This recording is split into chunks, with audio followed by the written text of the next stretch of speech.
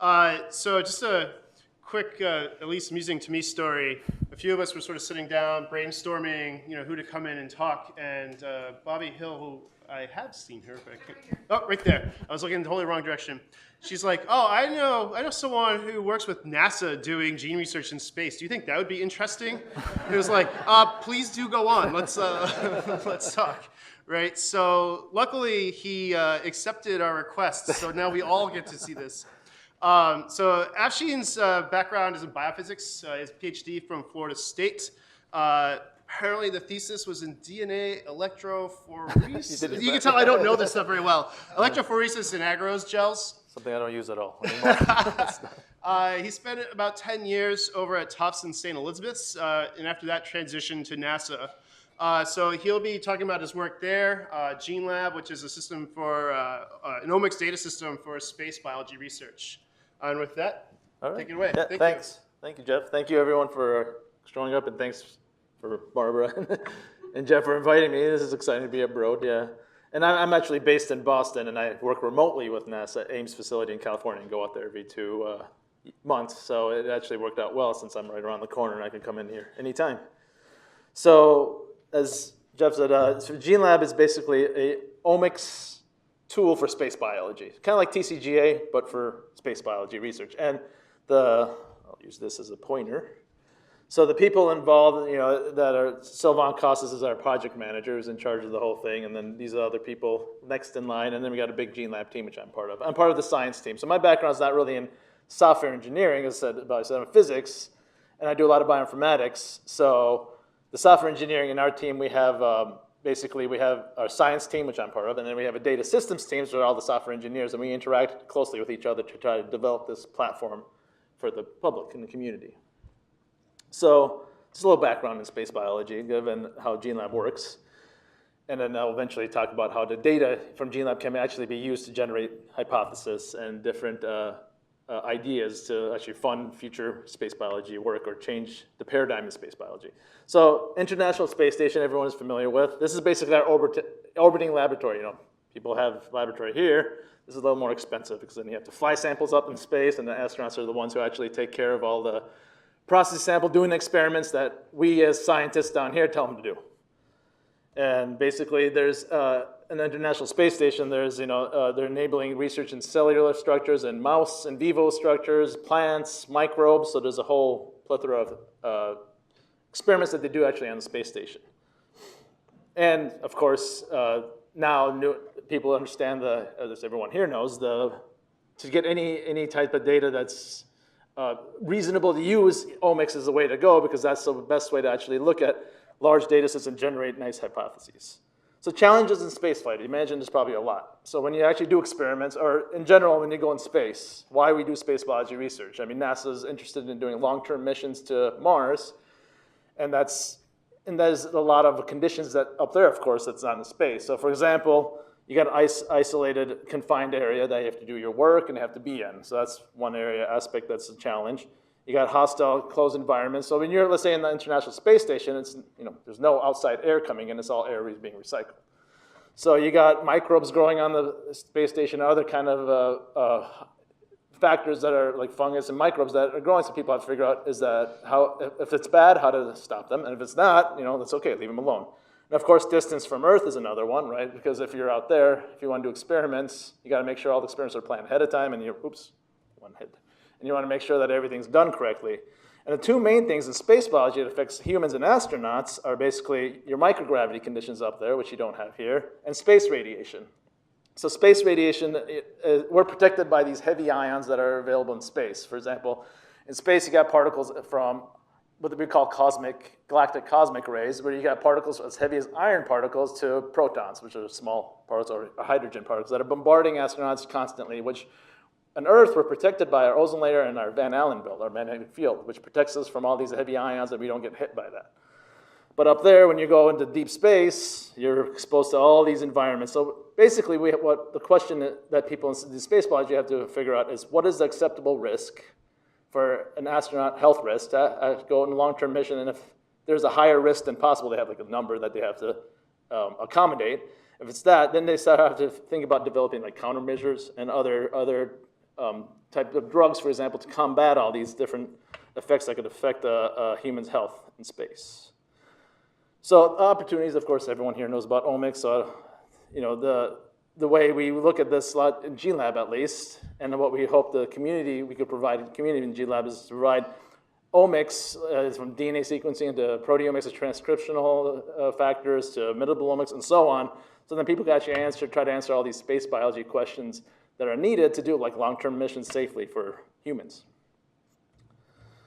And of course, I don't have to go over this slide because people know about the importance of omics and metabolomics. But in this NASA community, space biology community, more and more people are starting to acknowledge that this is really important to do based on the older generation, that they weren't really focusing on this. And using the data out there to actually mine, ideas to try to figure out how to combat these issues in space is what, we want to do. So just basically a little brief on the technology, a little brief spiel on the technology. Like people are starting to try to develop, instead of, let me back up for a second, instead of like what is done now for the experiments is people like fly, let's say, a group of mice out there to do some rodent experiments. And then the mice are sacrificed, but the experiment is done, and the mice are euthanized and sacrificed in space, and then the tissue is brought back down on Earth, and people then process tissue and run the omics and whatever type of things they need to do. But what they're trying to do is avoid that middle step and actually start developing things like these, Oxford Nanopore, like these mini sequencers they have, and just starting to run these kind of like mini sequencing experiments in space. So that's straight from, let's say, the in vitro experiment or in vivo experiment, straight to sequencing, and then they can just transmit the data back down.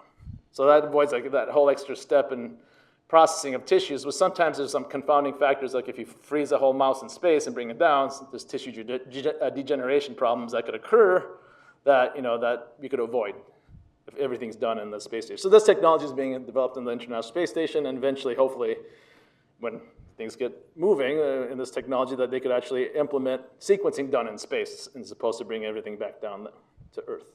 And this also helps in long-term missions when people want to actually do, spend 300 days in space. It's not really feasible to keep storing samples and doing this process and bring them back here and wait 300 days to actually get your data. It's actually easier just to do all experiments in space and transmit the data, and people will start mining the data right away. So what is GeneLab? So as I said earlier, GeneLab is sort of like the TCGA for space biology. So what people here, as we call them, is the data scientists, so we focus on this side here. So of course, there's all the omics raw data that's out there that everyone here, we call data scientists and bioinformaticians, like the science team that's involved in GeneLab, would process. And in GeneLab, we have this type of data that you could actually right now currently just get and use. But what we want to do is, where we're getting to is we have the standard biologists, which we call the biologists, standard biologists, which they actually won't deal with the raw data. And they'll deal with like expression data or map reads, and this is dealing with transcriptional RNA-seq data, for example. And then they could just take their higher order analysis, systems level analysis, and then answer any questions they need. And then, of course, we also want to appeal to the citizen scientist, which is the standard person, non-scientist that they have, let's say, they heard, let's say, diabetes might be a problem in space, so we'll have data eventually related to pathways and changes that happen with all the data sets that are done with space biology research, that a normal person could go on there and say, oh, well, diabetes can occur in this condition in space, and so on. So currently, GeneLab has samples that we process, and there's also a bunch of experiments and missions done by principal investigators from around the world and around the nation. Oops, keep hitting that touch-sensitive mouse pad. But so then this data is available on GeneLab. And on GeneLab, we also have, which I'll get into in a second, federated searches, which they can search other databases like PRIDE and GEO for, let's say, if you want to know special, like what happens to the liver in space, you can do that, search that, find the samples directly related to space biology, and also find anywhere else, out here on GEO that might be related to it.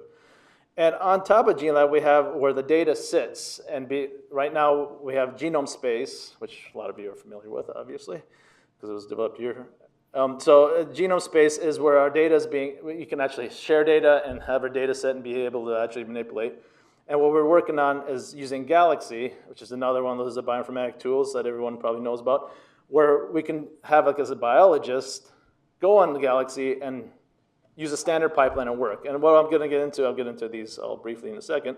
But we also have what we recruited a bunch of scientists, approximately 60 to 80 scientists, which are some people at Broad that are part of, what we call analysis working groups that are helping us develop these tools and also helping us generate new novel ideas of space biology, because there's so much, as everyone's aware, when you got omics data, there's hundreds of different ways you can analyze a data set, and it's nice to have fresh minds outside of the space biology community to look at these things.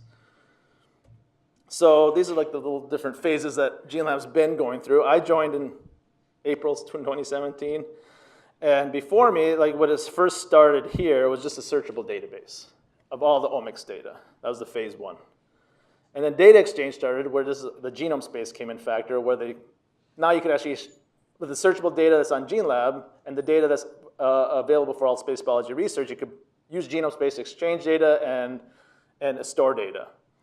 And we're right now here in this phase where we're developing ways you could actually analyze the data on our platform. So that's going to be done with the Galaxy and other GeneLab pipelines that we're developing. And we had an analysis working group workshop with all the scientists involved that was very successful. That was able to help us develop some standardized pipelines that we could use for omics. We got summer interns coming that's going to help us analyze this, process the data. And eventually, GeneLab 3.0 is that's going to be done. And eventually, what we want to do is then release the visualization portal, which will be happening in the next phase of this whole thing, where now this would be for the citizen scientists or even the standard biologists, where they could actually type in a favorite pathway, like P53, for example, and say, show me all the networks and things connected to all the different data sets from like plants to microbes and so on. And then after that, of course, then there'd be, we call it the GeneLab Academy, and an intern network, which then will help develop, to keep maintaining and developing GeneLab to better and better things. Oh, and feel free to ask questions throughout the presentation. We keep it informal if you have any questions throughout. We don't have to wait till the end. So the GeneLab phase 2, which was the data exchange part, is the federated searches we use. So we have, this is what it looks like when you go on GeneLab. We have searchable, let's say in this example, we have mouse myostain, really the muscle. And you can search anything related to GeneLab data sets, space biology. But then you could also say, show me what's available all on Geo and Pride or any of these ones. And then you can use the different filters we have on there for assay type, organisms, factors, and project type to actually figure out what is out there that you could use to develop your hypothesis. And how we create the data, we use a tool called ISATools, which is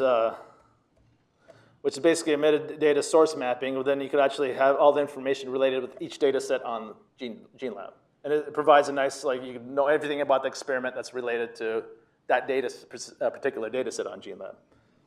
And we use this as a creator tool to actually do that.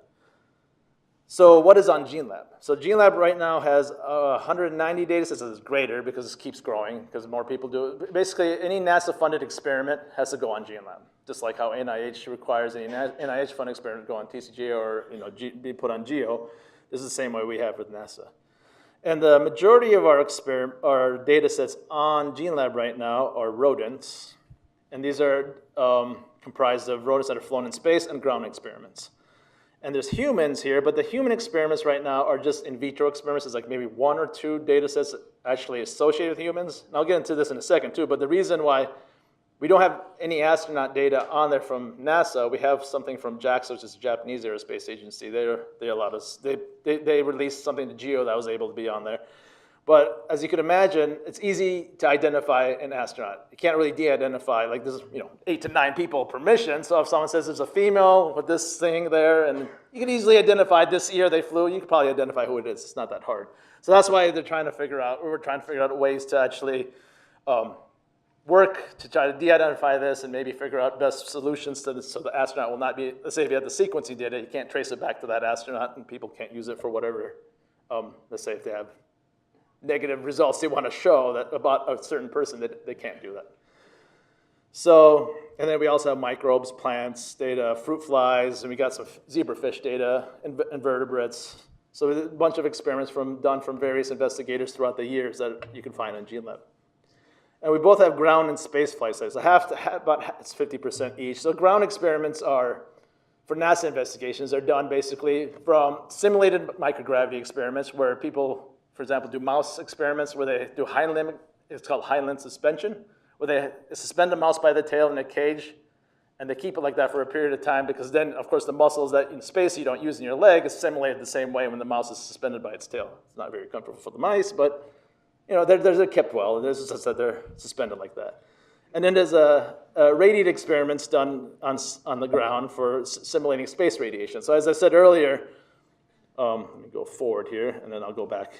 So as I said earlier, in space you're exposed to like particles like proton, iron, silicon, carbon. Any largest particles are usually iron, and anything down to protons. So when that's the case, you go to experiment. You run these experiments in places like Brookhaven National Lab, which is a heavy ion collider, and then you run that experiment and simulate one of these ions. And now you could do a mix of ions to actually simulate what's really happening in space. And from that, you could actually get, let's say you put your cell in vitro experiments in front, or if that's for the human ones, or you could put mice in front, plants, and so on, and you could actually get an experiment that sort of simulates what's happening in space for space radiation. And that's what's comprised of, our ground data sets that are there from people in the NASA community actually doing these studies. And from the experiments done so far, the majority of the data sets available on GeneLab are related to transcriptional profiling. The majority of this is right now microarray because it's a lot of the legacy data we have, but this RNA-seq data, of course, is growing exponentially. In the next few years will grow because we know there's a bunch of data sets going to be added related now to RNA-seq. People, of course, don't use microarrays as much. And of course, then we have DNA methylation profiling, we have epigenetics, we have sequencing, metabolites, proteomics. We have a whole plethora of omics that, not as much as the transcriptional program, but these are also growing. So just for people who are interested in radiation, just a little brief radiation slide. On GeneLab, we have, this is from the ground studies, we have data, this is kind of the profile of the total doses available we have with the ions and the organism dose rate. And LET is called linear energy threshold, which I won't get into, but if people are interested in radiation, they'll know that there's a whole range of radiation studies that people can get from dose to the ions to dose rate, and this is all important when you do radiation studies. And what we're getting to now is recently, this is a picture of the space shuttle, for example, and on the space shuttle they have a bunch of dosimeters, like these are the things in red. And in the dosimeters, actually, they measure the total absorbed dose, let's say throughout a mission, if it's a 13 mission, that you can actually get. And from here, we can actually get radiation data. Then we can know, let's say if a samples are stored, for example, in these little lockers, you could know over time how much radiation that sample actually, if it's a mouse, if it's a plant, or so on, they would actually absorb. So then you can actually do radiation studies based on real space flight. And this is just another picture of this. We have this data set from this Russian mission they called the Bion. It was an unmanned satellite they sent. So basically the mice, plants, everything was up in space 30 days unmanned. They had automated systems to keep everything, the mice fed and hydrated and plants taken care of. And this is the same thing here. They had dosimeters set up around here where you can actually measure the radiation, absorb radiation over time. And now the International Space Station also, of course, has dosimeters set up throughout the station. So we're actually ended up gathering all that data and making it available in GLab so people now can actually answer real radiation data from space and how it affects the experiments done there. And you could actually get, let's say, for a mouse experiment, this is on the space shuttle, if there were, in this, for example, in this data set here, which is the Bion, they got 30 milligrams, is a lot of radiation exposed space, or as opposed to, let's say, this mouse experiment was 1 milligram, which is lower, which is not as much. But if you can imagine, let's say, then you could extrapolate, if you do a 300-day mission to Mars and back, of course, then you could say how much dose a person can get, and if it's how much it could affect a person's health as they're there. So on GeneLab, as I said earlier, we got genome space. This is our genome space integration that we use, where all our data sets are here, and you can use genome space to actually comfortably play with the data sets, download them, share them. You could, once you do analysis, you could put it on there and share them with anyone. So that was the phase 2 part of it. And this is the phase 3 that we're getting done in October, is basically using Galaxy to actually use, people could process data, use a standard pipeline, which the summer interns are creating to actually use and make a workflow that could be published and standardized for the community that goes on our platform to use. We've also talked to, I'm sure everyone knows Michael Reich and Ted Layfield from Gene Pattern. We also talked about them thinking about incorporating maybe Gene Pattern Notebook tools on there also, but that'd be later. So the analysis working groups, as I said, we have about 60 individuals, a little more. People here are involved, some people here that showed up. And we got 4 groups involved from the different organisms. So we got plants, microbes, animals, and I'm in charge of the multi-omics group, which our whole goal is in the multi-omics group is a little more daunting task where how do we actually incorporate or make a pipeline that you could actually analyze proteomics, or transcriptomics, epigenomics all together at once, either before the pre-processing or after. So that's the whole daunting task. And then visualization and how can we best display it on GeneLab platforms. And during the workshop, of course, we came up with consensus platforms with all these scientists for all these different omics tools, and then we also now are trying to develop the visualization data. And within these analysis working groups, we're actually asking questions like, what is the best data? What's wrong with these data sets? What can these data sets answer on our platform? And what we have done is, came up with standardized pipelines I could share if people are interested in later. And also, what additional data is required, what additional scientific questions we could ask, like if it's the metadata, how we can improve it. We've accomplished a lot of this stuff, been able to advance this, and then now the interns are going to be like implementation of GeneLab, and eventually all the visualization we need. And another benefit of these groups is we're actually developing publications from them because during all this process, they've actually analyzed a lot of data sets, and they're coming up with, which I'm going to show briefly towards the end of the presentation, how some hypotheses they generate that's really interesting in space biology that I think NASA will really be interested in and try to figure out if this is a way to maybe start developing countermeasures or maybe some biological risks that people have been ignoring that people should be looking at. So that this is the next phase of GeneLab. So with the whole idea of the eventual GeneLab you'll see, which is not there yet, we have our workspace, which is a genome space. And we got the raw data on there. We got the lower order alignment analysis, which we're calling the pre-processing. You align the data and transcriptional data, for example, and you got the data people could start for gene expression. And then you got the higher order data we're calling the gene expression, differential gene expression analysis tools, and data, which then you could eventually develop into visualization tools, and this is where most people would want to start. And so what the whole goal is, you have your user who goes on our workspace. They could actually eventually then upload their own private data before making it publicly available. Go through all these different steps as we have here using our GeneLab pipelines in Galaxy, or they don't have to use that, they can use their own and upload it on their workspace. And eventually, with the visualization portals that we're going to implement, you could have all their own private data interact with the existing GeneLab data that's there.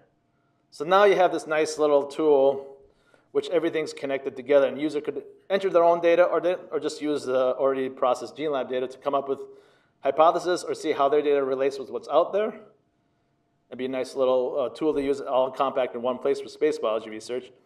And of course, this lower data, as I ordered data that I said, we don't have any human sequence data, or that probably will never be available. It's too easy to trace back to the astronaut based on limited numbers.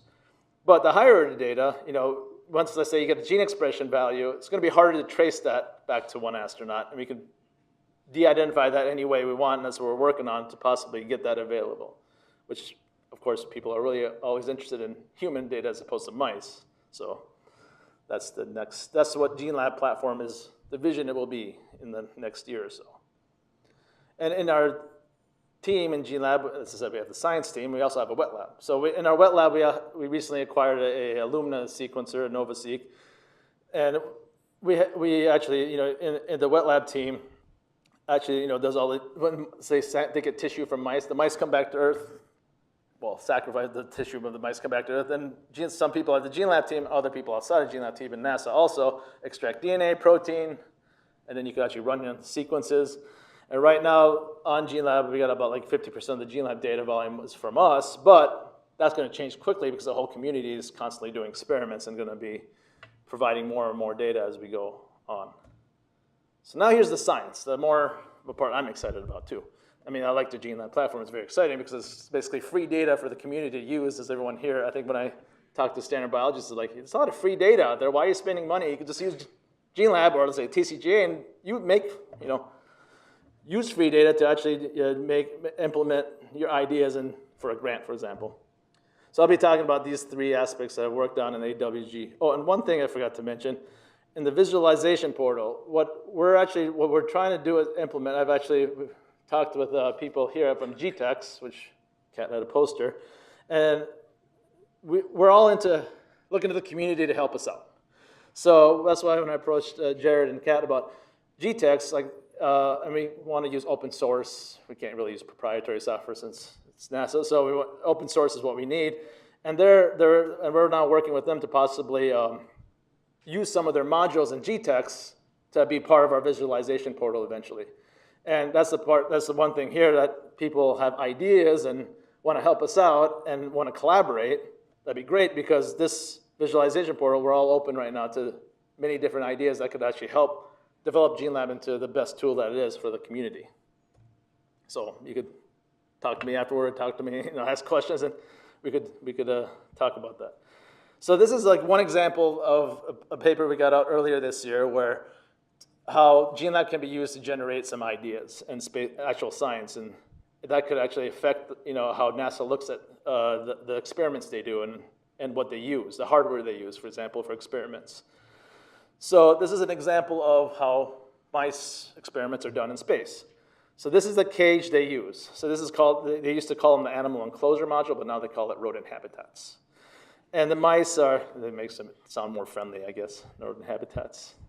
So what they have there is basically this cage they designed where everything has to be modules and contained when they're up there because you don't want anything loose. Like this is the standard vivarium cage you probably see in all the labs and experiments done on Earth. And this can't happen in space because it's too much loose components. So you have this nicely contained mice, and each of these sections is like 2 compartments, and you can fit 10 mice in each compartment. And the mice, this is like another view of that, and the mice are free to run around in there. And when you do control experiments on Earth, you have the same cage as one control done on Earth with the same exact environmental conditions, and you got this, of course, is standard. This is kind of the baseline of what mice will actually be on Earth for the vivarium cages. And there's different environments in the AEM cages or the rodent habitats because of what's available in space. For example, in the International Space Station, the CO2 concentration is at around 3,000 pp parts per million. And this is the BF, stands for that Bion, that Russian satellite. That was 600, it was a little lower. And this is just the airflow that's happening in there because of the contained environment that's there. Just to give you an idea, right now we're breathing around 380, 300 parts per million for CO2. I mean, this is for the global warming. It's virtually going to be probably 1,000 if things continue. So that's bad. But you see why that's bad because I was going to show you some data to show why it's bad. But so basically, that's the one condition. That's one of the conditions that are different. And then, of course, the dimensions are different from this cage. And the surfable, the climbing area, the surface area, the mice can climb are different too. And in space, when the mice are in this cage, you can actually see video. Well, it's not public, it's a video, but the mice tend to, when they're in these cages, it's kind of interesting because they're floating around, right? So they're not used to their standard things. So they try to cling up to places, and when they get up there, they acclimate pretty quickly. And what they do, you sometimes see them running laps quickly. This is in floating around, running. They're not touching anything. They're just basically flying laps around the cages. And when they sleep, sometimes they huddle together. So they acclimate kind of nicely and quickly in these environments in space in the microgravity conditions. So what I did on the GeneLab data sets, the question I want to ask here was, is there any differences based on, inherent differences based on just the conditions in these cages versus your standard mouse, a condition that is a standard mouse cage on Earth where there's no constraints as you have in space, via, let's say, the CO2 concentrations. So that's the question. Is there any stressors, environmental stress that might cause biological changes in the mice? Or in this aspect would be also, you translate, if this CO2 difference is going to be a problem, this also translates to what humans are experiencing on the space station too. So then these data sets here, there's 4 different data sets, and each data set has a different tissue. For example, the muscle, these are different muscle components. There's a liver and there's a mammary gland. This one's done from a rat experiment. These are all done from previously done experiments, and the STS stands for the space shuttle. So these are all done in the space shuttle, except for these ones were done in the Russian satellite, which is lower CO2 concentration. So just by looking at it, taking this, and these were all from microarray data, not RNA-seq, because it's legacy data. So just globally looking at effects that might be occurring, you see distinct, looking at these PCA plots or heat maps, you see distinct groupings that are different between mice. These are just the control cages that are on Earth, both on Earth, nothing to do with flight. There are distinct differences globally happening. So that first is like, okay, if this is the case between majority of the tissue, if that's the case, what are these differences and why is it happening that way? So using the bag of tricks we have in omics and looking at predicting functions and different tools, so I'm using gene set enrichment analysis here. And I used one of these plugins for the Cytoscape, the network software, the program that you could display networks in, using a plugin for that called enrichment map, which you could actually display gene set enrichment analysis in a network fashion like this. I started looking at certain pathways that are different between the data sets. So each node represents, each wedge in a node represents a different data set. So that's the mammary gland. This is the one muscle from Bion. This is the other muscle from Bion. This is the shuttle experiment for the skeletal muscle. And this is the liver from one of the space shuttle experiments. So each of these wedges represent one of those. Each node represents, a function or a gene set. And the grouping I did manually because all these were cancer-related pathway nodes. All these were related to autoimmune immune response, so on. And there are some nodes that weren't attached to any networks like P53 and TGF-beta. But and of course, blue is down and up is, red is upregulated for these functions. And what we see is this distinct, let's say for P53, almost all these pathways, all these tissues are being upregulated. So there's distinct patterns happening or oxidative phosphorylation, for example, which could be related to CO2 fix, are being all upregulated. So there's these distinct pathways being dysregulated between just the mice on the ground, the cages between them. So that was interesting. So now we're trying to figure out what could cause these dysregulation of functions. So this is just another tool I've used. I'm sure people are familiar. This is a proprietary software. This is IPA, ingenuity pathway, which you could look at predict upstream regulators or canonical pathways. And based on the significant genes I threw in, I could predict. It makes a prediction saying, for example, TGF-beta or IL-4, which is an immune-related gene, could be upregulated based on the significant genes we put in. And what we see, and let me back up for 1 second. So this is the orange bar represents different CO2 levels. This is the higher one, which was the ones in the space shuttle, and the purple one is the lower one, which is in the Bion. And what we see, once the CO2 becomes higher, there's distinct patterns that are related with like immune response or metabolism that could be linked to CO2 differences. And of course, wet lab experiments need to be done to confirm this. Going one step further to say, what are some possible key driving factors, genes that are actually available in your genes, significant genes from each data set? What are those key, in an unbiased way, show me what's some key drivers. This is something I developed over the years, where you could take each of these softwares, like for example, GSCA, it involves predictions, right? You predict something based on the genes you input. Same with like all these IPA software. So you could replace any of these IPA with your favorite predicting function tool you have. Like it doesn't have to be IPA, it doesn't have to be GCA, it could be any of them. As long as you have a tool that could predict, based on the genes you enter, what functions are being up and down or activated or up and down regulated. And the idea is the genes that overlap between all these predictive tools you use are the key driving genes. So in a sense is that if you knock out all these genes, now your circuitry or your pathways that are being predicted to involve in all these things will not occur anymore. So we did that in one of these. I used to do cancer research, as Jeff says. So we did that in this one cancer-related study. We actually, and some other studies here, we've knocked out this gene. In this one cancer-related study, we did the drug treatment. And once you knock it out, the drug treatment was ineffective. So in a way, this tool that I've developed is a way that I like to use in an unbiased way, show me what's driving the system. As opposed to cherry picking, as a lot of people do, because when you have a list of 1,000 genes, it's just human nature to fall back on something that's familiar. So avoid that familiarity that people have. So doing that, going in each of these data sets here, these are the different tissues and the different data sets that we went over. These are the key driving genes for each of these data sets. And when we do further now literature search to say, what are these genes, how are they important, and does it prove anything? We see that a lot of these like central nodes of these key driving genes for each of these data sets is regulated by hypoxia. And hypoxia is, of course, the lack of oxygen, which is related to CO2. So when you have higher CO2, you're going to get more hypoxia. And this is the case that's happening here. So this now leads, and this just down here is just showing the functions that are related to these key genes. And I won't go into the nodes down here in this network display. But this is just a way to show, I've developed a hypothesis here to show the CO2 differences that possibly could be contributing negatively to health due to the hardware setup that's available in these mice experiments or in the ISS. So now, I know there have been some confirmation that astronauts who are in the International Space Station, sometimes the CO2 gets to a high level. And when it gets to a high level, like they get headaches and they can't perform properly, but then it comes back down. So it depends on the day. So it definitely might be ways to mitigate this problem with CO2 problems and figure out maybe hardware solutions that could actually lower the CO2 concentration that's available. Because previously they thought maybe that CO2 level was acceptable, and it still can be, but we're showing that it's possibly not as harmless as people thought in the past. So that's basically the conclusions I said here.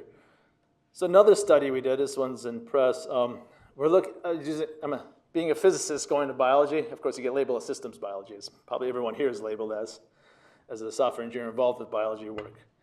So what we did what I did with the Gene Lab is basically look in the systems biology view, is there a sort of when you're in space, is there a master regulator, a switch, or some kind of pathway that is actually being activated universally within all your tissue that could be in response to spaceflight. So here's an example from cancer. This is how I started this idea.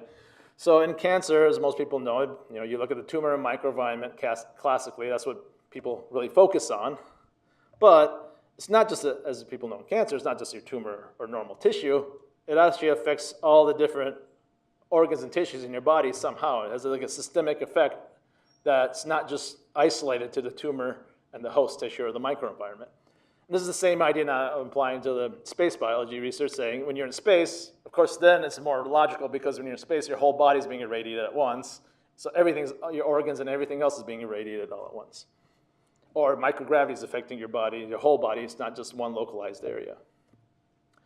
So using the Gene Lab data sets, this is what was available. And there were studies of mice that are the newer data that were done in the ISS, and there's mice studies that were done in the space shuttle. Those are the legacy microarray data. And these are the tissue involved for the ones in the ISS is one time point. These are the different time points the mice were were in space. And all these ones here are the legacy data from space shuttle from different tissue. And all these ones were done with RNA sequencing, and all these ones were the legacy data done with microarrays. So of course, people know that incompatibility between the different platforms, you have to analyze them all separately because RNA-seq data you can't directly compare with processing steps with microarray data. And usually, again, how the process works, once mice are sacrificed and brought back to Earth, then of course the tissue is processed, the data is collected, put on Gene Lab, and now anyone could go on there and do the same thing I'm doing. So this just gives you an idea of the pre-processing steps that taken to get the number of significant genes per data set or tissue. And of course, you have to do them separately. And then once you do the higher order analysis, this is like if you remember the Gene Lab schematic, there'd be a higher order analysis. Now you can actually do full change values and directly compare space flight versus, let's say, your ground control. And all the data I'm presenting here is now comparing these mice were in those AEM cages with rodent habitats. So there's the same rodent habitat in space compared to the rodent habitat on Earth. So that's your control, and all the comparisons are between those two conditions. So going back to my bag of tricks, I predicted using all these significant key genes, what maybe possible upstream regulators might be activated. And one thing I did was, up here, there's a lot of information here, so that there's all the different tissue types and all the data sets that are there.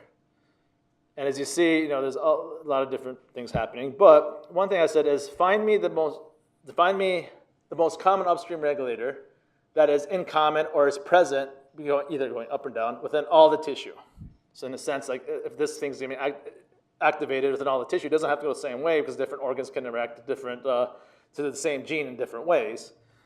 So what popped up was P53, which is, I'm sure people have heard of that in cancer, is really prominent. And it's related with hypoxia and different things, related also to space biology. And TGF-beta, which is another common factor found in cancer and other diseases, were the top two that were most prevalent in all the tissues. And there's other pathways here too related. And using, again, my little key gene bag of tricks, I came up with, in each of these tissue types here, or data sets, which is even here too, down here, what are the key associated genes between all these? And if you remember, like, it's not just isolation between each of these organs, it's how these organs interact and how different things in your body interact together. So then that's what I did here, is connect the key genes that say associated with this soleus muscle, and what overlap between the key genes will have with other tissues. So each of these little nodes here is this hairball mess here. So, looking at this, there's a lot of key genes there in this hairball, but what's important is not what's in here driving it, it's what's this overlap between all these tissue. And that's, that connection is basically saying there might be now factors related to space biology connecting different tissue together and how organs might be damaged or not damaged sometimes due to space biology or radiation. And when you look at it, this side here, is basically showing you what's the most connected gene between all these tissue. And what I found was TGF-beta is the most connected gene that's present within all these different organs and key driving genes, and TGF-beta can possibly be a master regulator, a central gene involved with spaceflight response. And this is just different information about TGF-beta. So the interesting thing now, the next question that I would ask is, how does TGF-beta get to all these different organs? Because it doesn't really float in your body. It might be in exosomes, it might float around. But other than that, how does it really commonly affect all these organs? This is research I've done with people here, well, one person here, Chuck Vandenberg there, at NGH, when he used to be there, where we're looking at circulating microRNAs.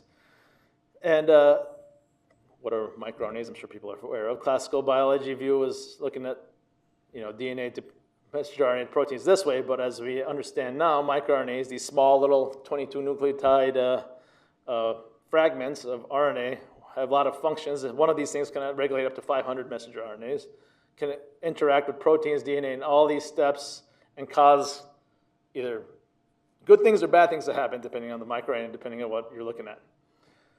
And because of their size, they can actually float in your body. They're found in your urine, they're found in your blood, they're found in your saliva. Anywhere there's liquid, they're there. And they could be either free floating because of their size, they're stable, get in and out of cells, or encapsulated in all these exosomes that are there. So the idea now is these microRNAs could possibly be the ones signaling all these different organs in your body when you're in space to actually cause TGF-beta to be regulated the way it is due to space flight. And a systems biology view of microRNAs is basically when classically a lot of biologists might look at one thing at a time, right? They look at their elusive microRNA, they look at one. So if you're looking, let's say, this is a cancer example, where you're looking at microRNA and the one you're looking at as a tumor suppressor, of course you're going to say a tumor will be inhibited. But in reality, it's never just one thing. Otherwise, all diseases will be solved. It'll be easy. Cancer is not one thing. So then they look at if you have an oncomere and a tumor suppressor, again, it's not two or one things, but they'll say nothing's happening. But in reality, it's a group of things working together. And depending on the balance and how these things work together, in this case for tumor, it could be promoted or inhibited. In case of space biology, your health risk could be negative or positive health risk based on the microRNAs. So doing this based on, let me go back, based on the key genes here, I used tools like IPA, and there's other open source tools that you could use on Cytoscape, this thing called Klugo, which you could use to predict microRNAs. And basically using p-values and z-score statistics, I determined the top 13 microRNAs that are being regulated, or they're regulating the key driving genes. So I get this list, and in this unbiased way, and I'm like, well, I recognize some of these microRNAs from cancer, but I don't know how they're related to space biology, and I don't know even if anyone knows. But, of course, you switch to the literature and say, all right, do we see any of these microRNAs, or have people seen any of these microRNAs in the research they've done for space biology? And indeed, they saw these two microRNAs, for example, related with liver microgravity effects.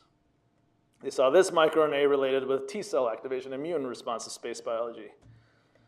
They saw these microRNAs really again with some immune system responses. And they saw this rest of those microRNAs, this paper saw again with lymphocytes and immune responses. So, and amazingly enough, my predictions saying whether these microRNAs should be activated or inhibited, these papers actually did the experiments and shown exactly what I predicted. So this is just, and the thing is, each of these people look at a piece of the puzzle. And that puzzle, they're not wrong, they have a piece of it, but they don't have the whole picture, that's the whole system in your whole body, connected together. Now that this whole puzzle is connected, you see that everyone has a little piece of it, but when you do a systems biology viewpoint of it and use something like GeneLab or in TCGA or anything, you could connect this puzzle that everyone has out there together to actually say, maybe this is a possible hypothesis driving, in this case, space biology response to predict health risk. And one thing I've developed is called a health risk score, which basically using what's known in the literature, which is outlined in black, whether they have a negative or positive impact on health, and based on the actual values of activation or inhibition, and if you actually have the values of RNA expression, you can replace it with that. You could calculate a health risk score, and if it's negative, of course, it'll be a negative health impact on health, and your health risk will be increased. If it's positive, then, of course, vice versa, self-explanatory. So basically, these microRNAs that I was showing here, that everyone else has a piece of the puzzle for, they saw, and I could predict, indeed, they do have a negative health risk due to space flight response. And once I show how they're connected to TGF-beta or P53, which, as you remember in the past, they're the key driving genes. They're heavily involved in regulating each way. The TGF-beta impacts them and vice versa. So it's a little paper showing about P53 and TGF-beta response. So using GeneLab, I was able to say, maybe this is a novel way to look at how microRNAs can, some people haven't really looked at it, how systematically microRNAs can affect health due to space. And the interesting thing about this now, microRNAs, you can easily develop, I'm saying easily being naive about it, but a microRNA, in my mind, it can be easily used as a countermeasure because since it's floating, circulating in your body, you could easily, first of all, draw blood and use the standard techniques that we have, like droplet digital PCR, to actually detect microRNAs, low amounts of blood. So that's the one way to actually then you can monitor how health risk is in space.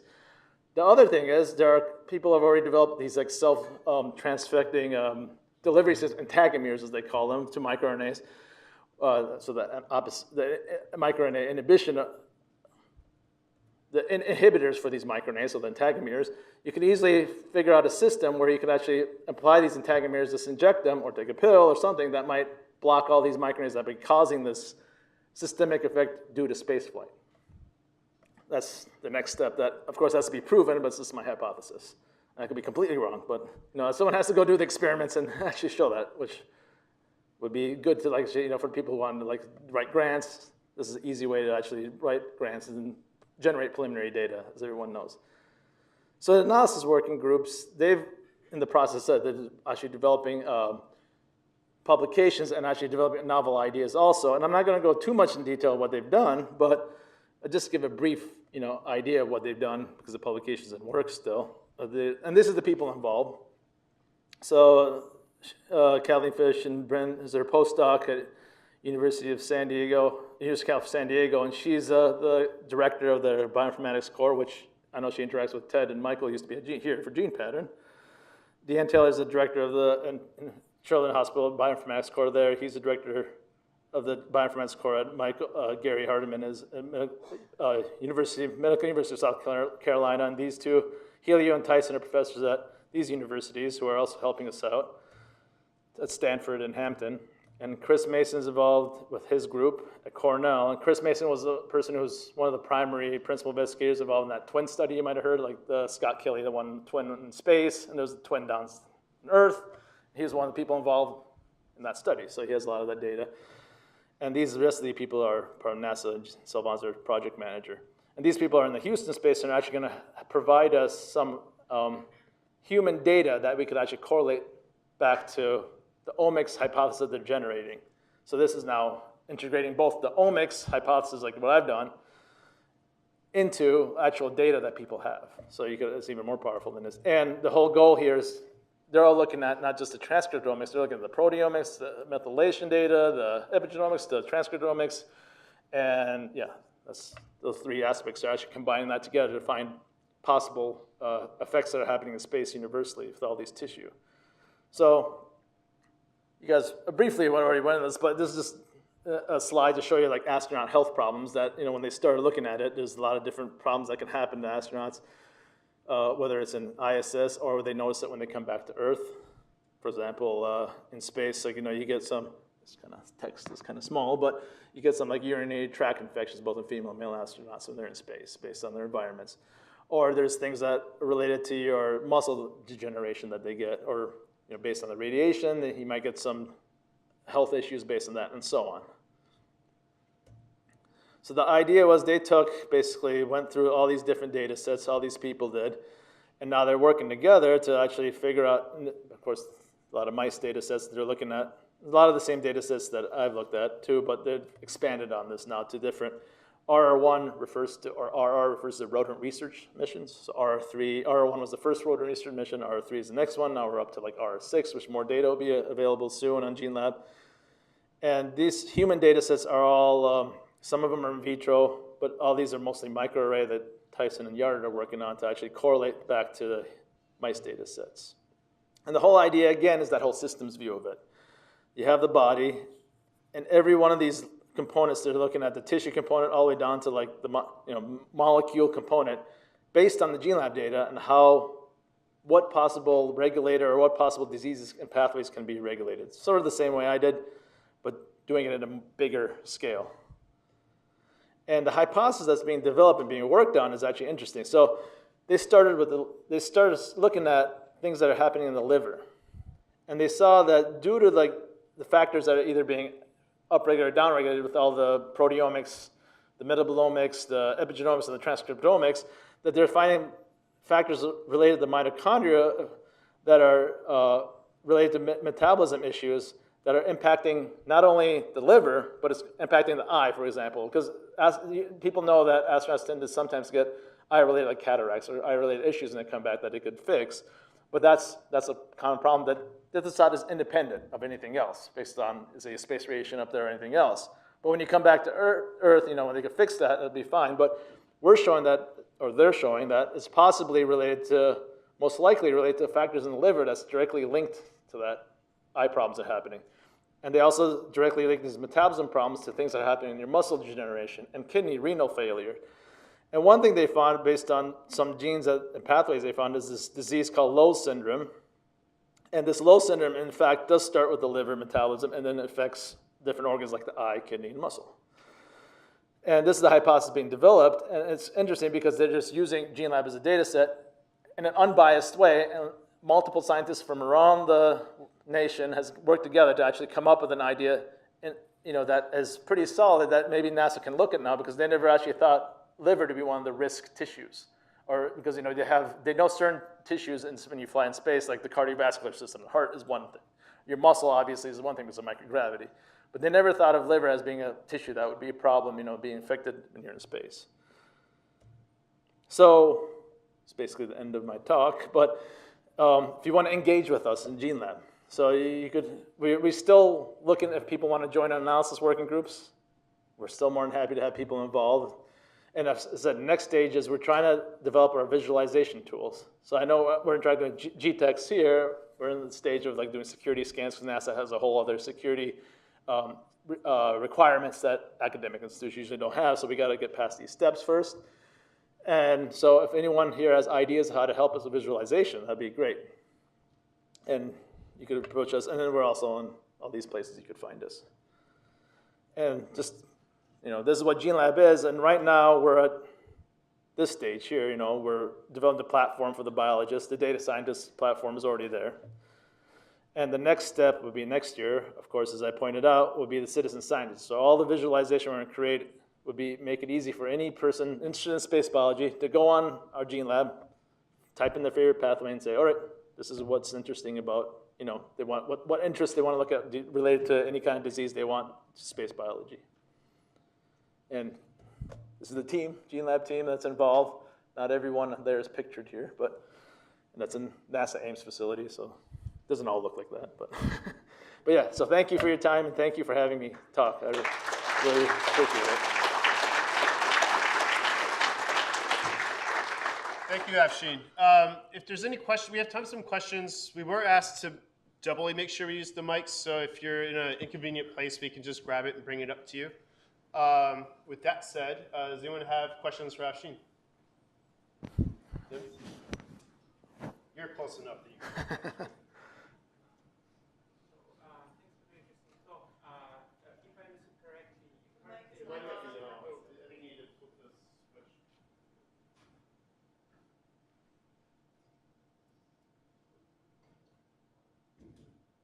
Oh, Yeah. okay. So if I understood correctly, you currently and are planning to upload raw data to the cloud and then process everything there. Oh, that's something I didn't bring up. Good point. So the data is already on the cloud. So one thing I did completely leave out, we're on the Amazon cloud. So all the data is on the Amazon cloud right now, which was this part in the genome space part. Yeah, it's all already there. So you upload it directly from the space. So is that an actual challenge in terms of is there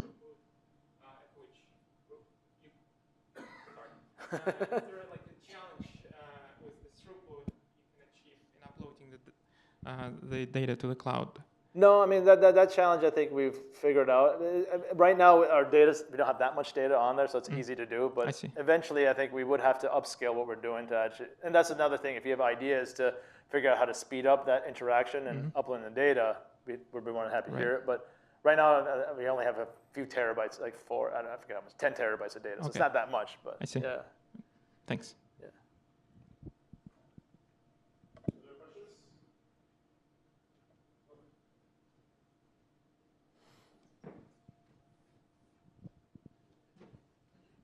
This is an incredibly stupid question, but how do you sacrifice a mouse in space in 0G? No, that's not. Yeah, that's the question. That if you don't know, yeah, no, that's not a stupid question at all. So let me go back to that picture I had of the cage. Actually, there's other pictures. I should have provided another picture, but so when they're in these cages, there you go. When you're in these cages, they have three different cages. They have this rodent habitat cage. They have a transport cage where it goes like this little module goes on top of that you put the mice in, and then they have like a hood environment where they actually can do the experiments with the mice. So in there, they basically use isoflurane or the standard techniques you do for the mice or this location, and then they freeze the whole carcass of the mouse. They don't do any tissue.